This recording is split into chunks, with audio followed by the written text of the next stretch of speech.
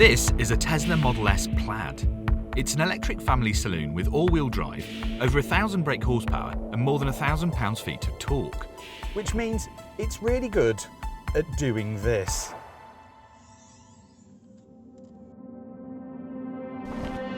Go.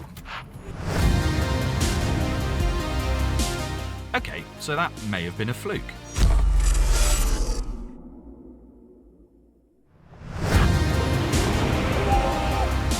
Holy Spaceballs! Nope, 0 to 62 miles an hour in just over 2 seconds. Now that's simply ridiculously fast for a 5-seat saloon with heated everything and a big boot. To get anywhere near that, you're going to have to be in a couple of million quid's worth of Rimac Nevera.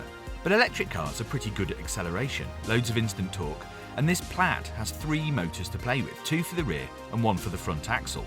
So it's got lots of grip and lots of go. But EVs, they tend to run out of top speed, right? Well, not so much this one. The Plaid track package has a higher top speed than the other Plaids. So I'm just going to give it its head now a little bit and see how fast it can go. We're already at 170, that's 180, that's 190. Yeah, that's pretty quick. Though I suspect if you did run down the Autobahn at that kind of speed, this car would eat volts like a Labrador at an unsupervised buffet. Apparently, it would run out of charge in between 15 to 20 minutes.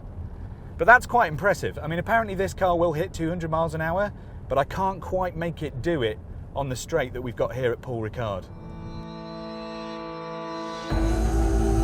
But very fast cars are already becoming a bit passé. It's not hard to make an electric car feel very accelerative because they've got lots and lots of torque. And that top speed thing is really down to having the legs in the motors, which the Plaid has got because it's got fancy carbon wrap rotors inside it, which allow for a lot more RPM, about 25% more than a standard Model S, in fact. Now, more RPM in an electric car means a higher top speed as long as you've got enough horsepower, which obviously isn't a problem with this car because it's got 1,020 brake horsepower and 1,050 pounds-feet of torque, which is probably enough. Impressive? Absolutely. And I doubt I would ever get bored of the Plaid's ability to deliver that nuclear acceleration option. But is that a rounded performance? I mean, there's plenty of horsepower, but is this a one-trick pony? Well, actually, it might not be. But first, a little bit of Plaid background. Now, the Model S has obviously been around since 2013, so it's over a decade old now. But it has been gently improved and upgraded over that time in that slightly gentle Tesla over-the-air kind of way, largely without fanfare. This is the Uber Performance Plaid version. By the way, as an aside, it's called the Plaid because that is the only speed faster than Ludicrous in the 1987 Star Wars parody movie Spaceballs. Thanks, Elon. But largely, it looks like an updated Model S. Slightly slicker, black trim instead of chrome, nice 21-inch wheels, a little lip spoiler and a small badge. It's not some outlandish supercar, it's a bit of a sleeper. And I like sleepers. And on the road, it's pretty much like any other Model S. It feels a little bit big, but it's got good body control and lots of grip. Loads more than you'd need unless being properly antisocial. And the thing is, even though it's got all this performance potential, if you drive it slowly, it's not a problem. You just drive it like a normal car. You would never even know it had all those power reserves, which is the best bit about it. You just don't realise how fast it could go until, frankly, it's too late. Jesus.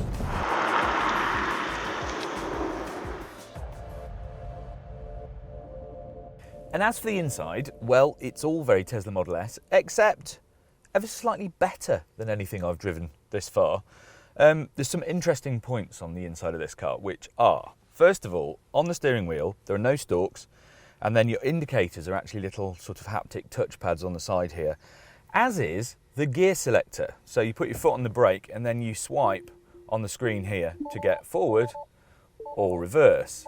Now, I'm not sure how much of a fan I am of that in case you have some sort of screen meltdown, but As far as it goes, this has been absolutely faultless in all the time we've been using it over the past 2 days, and it does some nice little tricks. So if you hit that, this massive landscape touchscreen can actually do things like this. So you can tilt it towards yourself if you want a more driver-centric display, or if you want your passenger to be playing with things, you can tilt it over to the right.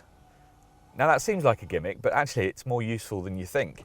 Also, there's more space than you give it credit for. So in the middle here, we've got 2 wireless charging pads for phones, and then under here, you've got like a little storage box, a couple of cup holders, but then you can push them back as well, and you've got hidden storage all the way down here, and more inside here.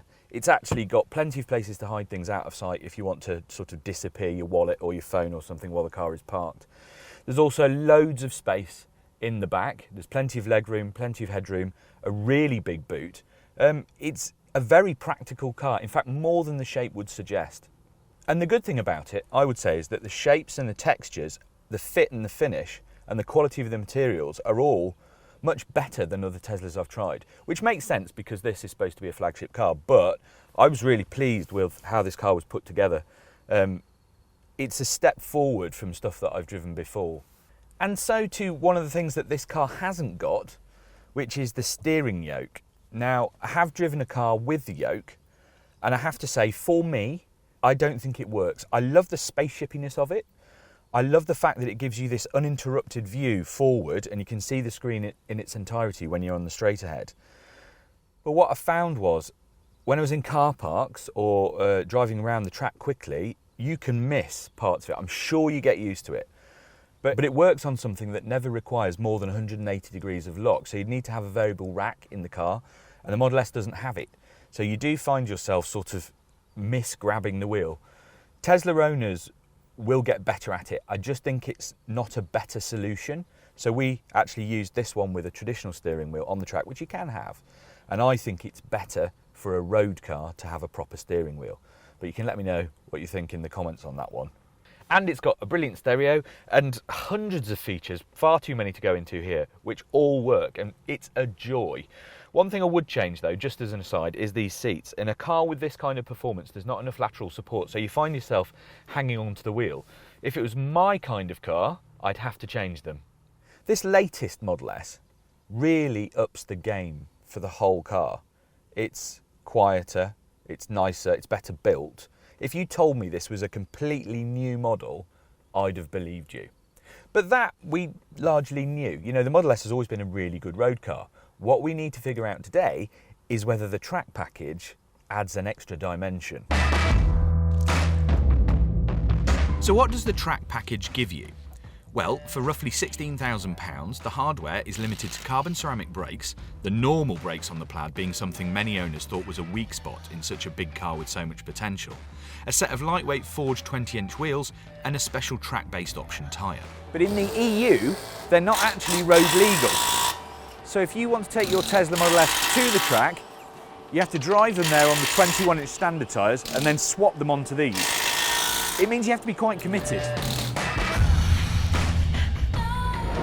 But the big news comes from the software, because it allows for much more exploitation of the electricness of the architecture. We've seen track modes in the Model 3 Performance, and the Plaid takes it a few steps further. So you can adjust the power distribution and the paranoia of the traction control systems from these sliders. From extreme front bias to very rear, lots of traction help to virtually none. It's worth saying here that actually with the 3 motors, when you slide it fully towards the front, you get obviously 1/3 of the power. Fully towards the back, and you get 2/3. 1 motor at the front, 2 at the back. When you engage track mode, the Plaid's thermal management system hops itself up for more effective cooling and preconditioning, allowing the battery and motors to provide max horsepower for longer, and there's also a cool down function after hot laps. Brake regen is increased, which takes some load off the friction brakes and pops some energy back into the battery pack. The top speed is increased, and the torque vectoring between the 3 motors gets more aggressive. And it doesn't stop there. There's sharper throttle response, new settings for the adaptive air suspension, which makes it a little bit more aggressive. And also, it just feels a little bit more taut, which is quite interesting. And don't forget, once you've set it all up how you want it, you can save everything as a preset. So you can just go straight back to your preferred options. have to say that we didn't get all that much track time with the track package, and that we did have was not unfettered hooliganism, but we did get to have a go. But what I'm going to do is start in all the settings kind of in the middle. So we've got traction control and the motors are all working together. The brakes actually do feel pretty good.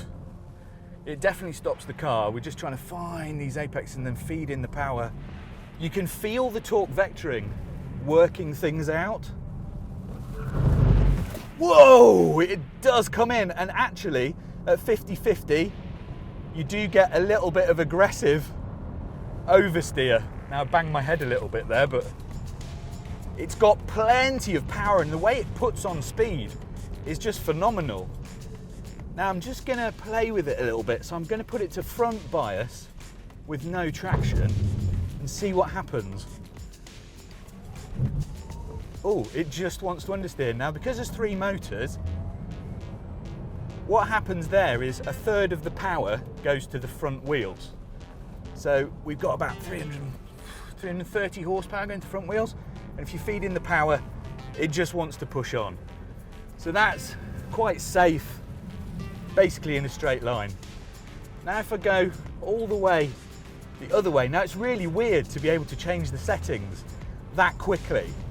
You're just messing with the whole handling balance of the car pretty instantly. Again, the brakes feel really good. Turn it in. It's like, does it feel like? Yeah, it's definitely rear bias now. Wow, you change the way the car feels absolutely instantly. I mean, it still feels like a big car. There's no getting away from the weight. There are just a couple of small problems here. One is the fact that the Plaid steering, even though it is heavier than in normal mode, is still a little bit too light and disconnected. So it gives you direction change without a huge amount of communication. It will change the attitude of the car, but instead of telling you where the edges of the tyre's grip is, it kind of doesn't feed back enough. On track, you want something a little bit more nuanced. The other thing is the Plaid seems to always be doing something. So the torque vectoring changes a little bit, or maybe it feels like it slightly taps the traction control in some ways, like turning in here, you give it a boot. It just feels like it's hanging on to itself a little bit. And actually, as a driver, I possibly want something that's a little bit more analog, a little bit more regular, because if it's consistent in its reactions, it allows me to concentrate on my performance as a driver. It allows me to make sure that I'm doing what I'm trying to do correctly. And you never get away from the feeling that this is quite a heavy car. There's an amount of electricity you can do to disguise weight and to make the car feel nimble, but at the end of the day, this is sort of 2.3 tons of electric super saloon, and it always feels like it. I'm not saying it's bad though. This is an absolute beast on a track, but it does have its limitations. The brakes work quite well, by the way. They definitely have the stopping power. Though I did notice at the end of the day, they had become quite noisy. Sorry about that, Tesla. It's probably something to do with me. I'm journalisting.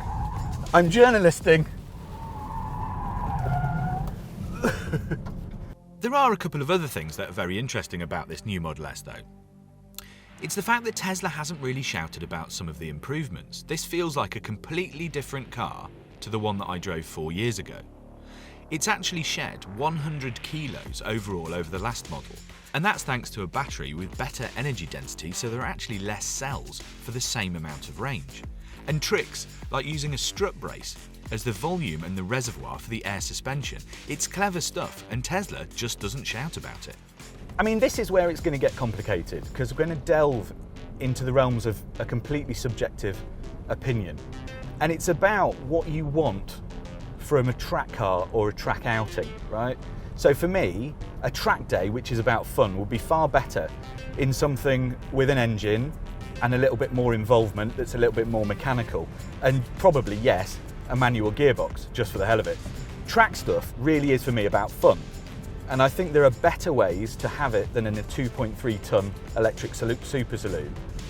But if you're going to track a Model S, and a lot of owners do apparently, the track package is definitely what you need. If for nothing else than the carbon ceramic brakes. They completely transform this car because it basically stops exactly the way you want it. And if you're going to do track, you need the track package. I just don't think it's the ultimate track car in terms of everything you could buy. But the thing is, the Plaid is also a complete pussycat to drive on the road. And devastating. It has useful range and very efficient heat pump to supplement it, charges quickly, has plenty of space and all the gadgets you could possibly want. This is not some hugely compromised special edition, so it's not like it suffers particularly by having these trackish packages. So, the Tesla Model S Plaid track package. It's an interesting one, this, because I happen to think that the Plaid, as standard, is possibly all the electric super saloon you could want, and the track package is a fun but largely pointless option, apart from the carbon ceramic brakes, which I think every Plaid should have as standard. The thing is, if you're talking about faster than Ludicrous, the question is not why. It's more like, why not?